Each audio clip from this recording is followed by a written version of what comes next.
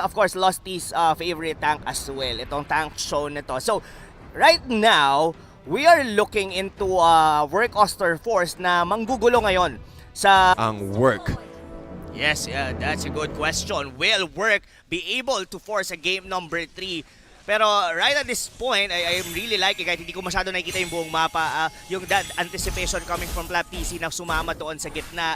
And ang plan kasi nila dito, TDC, is to secure the first Little Wanderer, wherein hindi nila yon nagawa during game number 1. And at sa current draft ngayon ng Bren Esports, kumbaga, mas mahihirapang mag-contest ng objective dito sa early game ang Work Auster Force. Yup. Nakikita agad natin dito na gumagawa ng paraan ang Work Auster Force para magkaroon at least ng control sa early. Pero kita mo naman kung gaano kasakit yung damage ng Popolin Koopa. Pero mukhang tinamaan din ang Curse Crow. Wow. Plus the 2 combo dito ni Kosei. And Work Auster Force will get that first blood. Pero si Rebo naka-exchange din naman. Concussive Blast para kay Lusty, not enough to take down RTZ. Yung Soul Blue, muntik pa nga na ma-take down si Lusty doon. But with that flicker, he's able to disengage. Yes, and I thought ang mamamatay doon was actually Unravel because of the poke na ginawa nila Few and as well with Lusty. But ang ganda ng backup ni Kosei. That's one of the reason bakit sila ang nakakuha ng first blood. Fortunately, hindi na-invadean si Carl and as well nakabawi doon yung Chango ni Rebo. Yeah. At meron pa siyang Impure Rage, so hindi niya kailangan umuwi actually. So kaya niya makipagbakbakan kay Kosei as early as possible. And also the Meteor Shower para pang-clear ng wave. But however, Unravel na naman ang magiging next target ng Bren Esports. Pero alam naman natin, Hilda pa rin yan. Makunat at makunat pa rin talaga yan. Pagpasok niya lang sa brushes, magpo-proc yung yung blessings niya. So, kailangan lang naman maging maingat ni Unravel dito pero looks like Bren Esports, di na sila maghihintay pa. Kunin na nga ganito, they are well positioned to get the first turtle. Alam din ng Work Auster Force na hindi mo na nila pwedeng sabayan ang Bren as early as this. Dahil kailangan pa nila ng items kay Chu, kailangan pa nilang ma-secure yung mga, at least yung mga first core items na kanilang side lane. Pero may bawi naman sila, they took down Rebo on the bottom lane. And the bottom lane, they will. Kosei, mukhang hindi yata siya makakapag-wings by wings. Kinagat kaagad siya ni Koopa, disabling him and giving another score for Bren Esports. This is a much better game compared to what Work Auster Force had during game number 1. Nakakasabay sila dito given that yung kanilang lineup is someone na merong Claude. We're alam natin na kailangan pa talaga na makapag-farm. And yun yung malaking bagay nung nawala yung Selena ng Bren Esports. Hindi sila ganon ka-aggressive katulad nung ginagawa nila nung game number 1.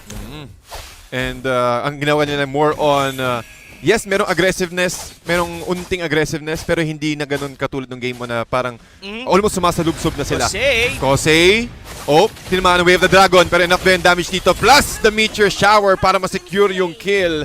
Hindi binigyan ng pagkakataon si Kosei ng lumipad. 1-2-1 ang current standing at na-burn niya rin yung kanyang flicker from that engagement. Oo, and that was secured kasi nandun din yung Popolin Koopa So, sabihin na natin hindi mapaperfecto ni Lusty yung kanyang Way of Dragon. Kaso nga lang, sakto. Nandun din yung bite, of course, ni Koopa. And together with the Meteor Shower, secured ngayon yung kill for Bren Esports. And so far, tempo-wise, it look like Bren Esports medyo magaan ang laro sa kanila na to. Magaan na nga rin ang ikot ng Work Auster Force. Pero yeah, nakikita natin dito yung Bren Esports na talagang nagiging reactive. O sila din mismo ang gumagawa ng mga plays. So almost bigayin lang din ng opportunity dito. Kung sakaling sino mag-initiate, sila yung agad yung makakalamang when it comes to fights because they have the burst capability as well. Pero talking about burst, Kosei securing another kill here. At si Rebo ang mapapatumba sa side ng Bren. Nadadalawahan na si Rebo doon, TDC. Pero another turtle fight. Oh, Electro Final Blow. Sino makakakuha ng turtle? And that will be Carl TZ. Gamit ang kanyang Benedetta, 3-mar TZ with a nice stun. But hindi pa rin enough yung shield to protect against two members ng Bren Esports. RTZ trying to chase lap TZ. Pero meron siyang quick sand guard. Si Few. Upo muna siya. Pero si Carl TZ, si Chu mo ang siyang hinahabol dito. Carl TZ, again with the feathered airstrike. Enough! Yung damage. Carl TZ is down. And Kosei with a nice assist. Kosei sinusubukan niya i-body block at steal rather yung purple buff gamit ang Meteor Shower ni Rebo. Pero magandang engagement. Sino lumamang doon? Well, parang balikan lang din, DDZ. Well, I Oy. can say that Bren Esports definitely won that engagement dahil na-secure nila yung turtle. Pero nakakuha ng consolation naman dito si Jose. Diba? Getting a pick off on Bren Esports. And right now, and that was definitely Carl TZ. Kahit pa paano, nahahalt nila yung progression nitong Benedetta na to. And mind you, TDC, si Chu, hindi pa siya namamatay dito. Sabihin na natin wala pa siyang nakukuhang mga, or rather objective, or even itong wala pa siyang napapatay. Pero tuloy-tuloy ang farm ng Claude na to. And somehow, itong Claude na to ang magiging problema ng Bren Esports going into late game. Lalo kapag nagkaroon na siya ng items. And looking at the items here, 3 Martizi, meron na siyang Bloodlust Axe, so mas mataas na naman yung lifesteal niya. So, meron ding opportunity yung Work Auster Force na makipagsalpukan kaagad with that item. And talking about item here, Demon Hunter Sword, but look at Unravel. Sinusubukan niya makipaglaban sa tatlo. Meron siyang Flicker out, and Chu with the Blazing Duet. Not that much damage. Si RTC sinusubukan niya i-take down si Rebo. Almost half HP from that Soul Bloom. Pero Work Auster Force, meron silang opportunity to play aggressively, pero ang Bren Esports absorb, parang calculated nila yung damage output ng Work Auster Force. Oo, and alam mo TDC, yung ginagawa nila Unravel and RTZ, they are just buying time to the point na makapag-farm si Chu, and sobrang libre. Actually, uses Blazing Duet doon sa gitna, and as well, getting all that energy, or rather yung turrets doon ng Bren Esports. So, ngayon, ang ginagawa ngayon dito ng Work Auster Force, just holding the line, just give enough time para sa mga damage dealer nila. Even 3 Martisi, confident na ngayon siya dito. Yep, sobrang confident niya with the Festival of Blood additional lifesteal, at nagkaroon tayo ng engagement dito sa may bottom lane. RTC will secure that kill using the Soul Bloom, pero sa Few ang magiging next target dito. Bite M. Koopa ang naging sagot ni Few, but Flap TZ will be the ones going to secure that kill. Turtle fight na naman. And also with the Feathered Airstrike, muntik niya ma-take down si Few, pero enough pa rin damage, and the Turtle will be taken out by Carl TZ. Carl TZ magiging main focus ngayon, pero Carl TZ hinabol din si Kose. Kose, he will go down sa kamay ng Flap TZ. The TZ brothers taking down Toon, making the play side ng Bren Esports. Ang daming naging mali doon sa side ng Work Auster Force. Even Kose was about to kill Lusty dung pag-face check doon ng Cho, pero kinulang pa.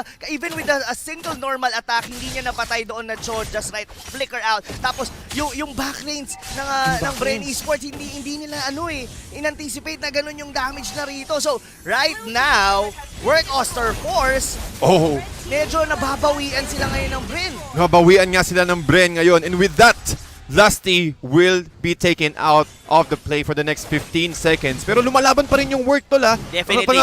Talagang naghahantay lang din sila na, okay, kailangan lang natin i-endure yung first part of the game, pero kapag si Chu nagka-item na, meron siyang Raptor Machete plus the Demon Hunter Sword, mas siguro isa pang item, on top of that, pwede na agad silang mag-engage. Since medyo maaga pa rin naman, Rob, it's just 8 minutes, pero talking about momentum and talking about the tempo, Bren Esports ang may hawak nun. Oo, pero kailangan nila maging mindful dito TDC. We've all known, of course, Claude is definitely gonna scale on the lane. And not only that, even Kose, napansin ko yung damage ng kanyang Feather Airstrike kanina. Just by 2 pops, kayang-kaya niya na kagad na makapatay ng mga squishy lineups dito from the Bren Esports. Yeah. Pero ang maganda lang sa Bren, yung aggression nila hindi humihinto. Talaga tuloy-tuloy to the point na ang Work Auster Force, kailangan nilang sumabay. And it all thanks to RTZ and Unravel kung paano sila nakakasabay ngayon dito sa mid-game. Look at the gold lead ngayon dito. This is what? 3,000 lead on Bren Esports, pero hindi natin masyadong ramdam yun kasi ang ganda rin ng depensa ng Work. Yep, and giving some space dito sa side ng Work Auster Force to at least find an opening. At yun yung magiging sagot dito ng Work Auster Force. RTZ taking out Carl TZ. Unravel ang magiging target. And Few, hindi pa rin enough yung damage up against a very tanky Hilda. Ang ganda ng pick-off na yun, TDC. And that was with the help of course, the support of Work Auster Force. And right now, walang jungler ang Bren Esports, and this is a good opportunity para sa Work na bumawi sa torre. An opportunity they will have. Mukhang mahuhuli niya si Flap TZ. Shutdown, 320 gold ang makakuha niya. But Lusty with the Way of the Dragon. Si Unravel ang nakuha. But Few, nagabang pa rin sa likod with the Popol Surprise na stun at na slow ang members ng Work Auster Force. And also a nice attempt from Rebo to use his Meteor Shower, pero the other way around ang ginawa ng Work Auster Force. Dun tayo sa kabila. Oh, wow. Medyo nagkasunod-sunod doon yung yung pagbawi ng work Auster Force. Hindi pa naman nila nako-convert to into an objective, pero they are actually getting ahead in terms of map vision right now against Bren Esports. And like what you mentioned, medyo pagka hindi maganda yung positioning na meteor shower ni Rebo, parang kukulangin sa damage potential, sa damage ang Bren Esports. So, right now, kailangan maging maingat ng Bren yung kanilang pagpasok. Look at easy! Ang sakit ng damage ni Mpl-Ph with the BOD. Pero sa last team mo pumapasok sa loob. Way of the Dragon, na-cancel niya ang feathered airstrike. Ito rin si Mpl-Ph with the ultimate, trying to catch out Kosei. Kosei makakapag-wings by wings. Si Chu naman nasa likod with the BMI, able to escape, pero hinabol pa rin siya ni Karl'Tez using the Electro Final Bro. Unravel ang magiging next target dito, but Karl'Tez says no. Disengage muna tayo. Okay na yung takedown natin si Chu. And that is the second death para sa Claude ni Chu. Grabe yung pag-sustain ni Mpl-Ph doon sa gitna with a Desert Tornado and getting a kill, of course. Chu, this is a good strategy din coming from Bren. They could potentially take the Lord right now. Pero ang gusto nila, this is a much disciplined strategy. Linisin muna nila probably yung mga inner turrets dito, or rather get a good position para mas makuha nila ng maayos itong Lord. Kasi at this moment, buhay na ngayon yung Claude. Bren Esports, they need to think twice if they would want to secure itong first Lord of the game. Pero ang daming members ng Bren Esports na nag-aabang sa may Lord Pit. Kinamitan ng Bite M Koopa si Trim Arteezy, but not that much damage. Pero meron siyang control at least. Stun para kay Arteezy. Feathered airstrike ginamit dito ni Kosei. Not enough angle or not much AoE. Mpl-Ph still survives. Trim Arteezy up against Mpl-Ph. Quick stand guard para makakuha ng HP regeneration. Karl'Tez against the world. Kailangan makakatakas ba siya? Sabi ni Chu, hindi ka makakatakas. Not today. But Chu with the BMI is safely getting out of the way as work Auster Force getting a takedown or rather a shutdown para kay Karl'Tez. That was almost a good initiation coming from Bren Esports. Oh! Wow! Nakakuha pa ng isa si Kosei with the last feathered airstrike. Natumba si Few. Oh my, that was very unfortunate para kay Few, pero I just would like to say, ang ganda ng anticipation doon ng ultimate ng Khalid Nung pag-circling eagle doon ni RTC, inabangan niya yung impact. Tumama doon, na-pick off kagad yung Matilda, kaso nga lang, yung damage, we've talked about this earlier, TDZ, yung damage ni Chu. That's one of the reasons kung bakit halos natunaw kagad doon sila Karl'Tez. And at this point, mukhang online na ang work Auster Force. Online na ang work Auster Force at online na rin si Chu. Pero nagkakaroon tayo ng Lord fight. Almost half HP ang Lord sa ngayon. Pero ang Bren Esports umiikot sa may left side or sa right side. At ang work Auster Force din ay nag-aabang na magandang opportunity. Arteezy nag-sustain ng enough damage from the rest of Bren Esports. Feathered airstrike ginamit na rin ni Kosei. But still, look at the position of Bren Esports. Again, with the respect from the damage output ng Farsa, umiiwas pa rin sila. Pero Rob, ito yung gusto ko kay Kusei TDC. Hindi siya nagtitipid ng ultimate from the Farsa. Kahit sabihin natin pampoke lang yung damage na yun, ito yung magiging susi nila para mapauwi nila isa o dalawang miyembro dito ng Bren Esports. And from that position, they could potentially take down the first Lord. Pero ito ang pinakamahalaga. Pag nabasag tong gitna, medyo mas magiging confident ngayon ang work Auster Force to take down this Lord. So, right at this point, dikit halos yung gold natin, pero it's all about work Auster Force getting the initiation. And look at that! Feathered airstrike kay Few. Isang tama lang yung TDC, halos 3/4 yung bawas. Halos 3/4 agad yung damage ng work Auster Force at yun yung strength ng work Auster Force dito sa matchup nila, especially sa next Lord fight. Ang bilis mag-cooldown ng feathered airstrike and also getting a lot of ground for the next team fight. So ang ginagawa ngayon dito ng Bren Esports, they're trying to hold this outer turret in the mid lane. Karl'Tez just going on the segue pushes on the bottom lane, pero alam ng work ito. That's the reason bakit nila kinakalampag itong Lord na to. Kasi it's either they go for the hero or pwede nilang tuluyan to. Look at the damage dito. Wow. Halos kalahati na kagad yung Lord. Ganun lang kabilis. Na-take down ng work Auster Force dito yung Lord. Pero look at this. Few, tinatamaan na naman ng feathered airstrike. Arteezy will be the target of Karl'Tez. And the rest of the crew, look at Mpl-Ph. Hindi pa rin sila nag-aabang. Chu will be taken out. Inisa-isa ng Bren Esports. Ang membro ng work Auster Force getting punished one by one. Isa na naman ang natumba sa miyembro ng work Auster Force. 4-0 exchange sa side ng Bren Esports. Sabi ng Bren Esports, wag nating pakilaman yung Lord. Diretso tayo kagad doon sa mga squishy heroes. Inuna, ilisa-isa nila doon. Yung Farsa, yung Matilda, even Unravel, hindi nila pinalagpas.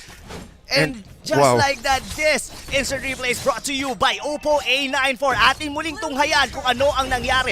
Look at that. Binabawas-bawasan ng work Auster Force yung Lord. Sino ang magsa-start ng initiation na to? Look at on the back lanes. Si yung Few is actually going for RTC. The Feather Airstrike, hindi nila na-pick off doon yung Popol and Koopa. On the back lanes, ginugulo ni Flap TC. Si Kosei, that's one of the reason bakit hindi niya magamit yung kanyang ultimate na doon sa mismong team fight. Pati ang ganda rin ng angle dun ni Meteor Shower ni Yes. Rebo at catching every members of work na nasa loob ng Lord Pit. So pagka parang trap, nakakuha ng magandang trap card. Exactly. And I really thought na magiging malaking factor yung pagtalo ni Trimmer with the Lapu-Lapu. He has the perfect bravest fighter. Sobrang brave niya. Ang problema, ubus na yung kakampi niya. Malakas ang damage output ng Bren Esports and kailangan din i-respect yung ng Work Auster Force yung capability na kaya din mag-dish out ni Flap TZ ng that much damage. Again, ito yung Khalid na hindi siya yung fighter na Khalid makikita mo sobrang tanky lang. Pumapalag pa rin siya with the Desert Tornado. Feathered Airstrike, tinatamaan si Rebo, pero nakakatakas pa rin ng Bren Esports doon. And si Lasty ang umabsorb mostly ng damage ng Feathered Airstrike at work. Nag-aabang na naman sila ulit ng isa pang member ng Bren Esports na siguro pumasok dun sa may brush area nila. Yes, but this ain't over, TDZ.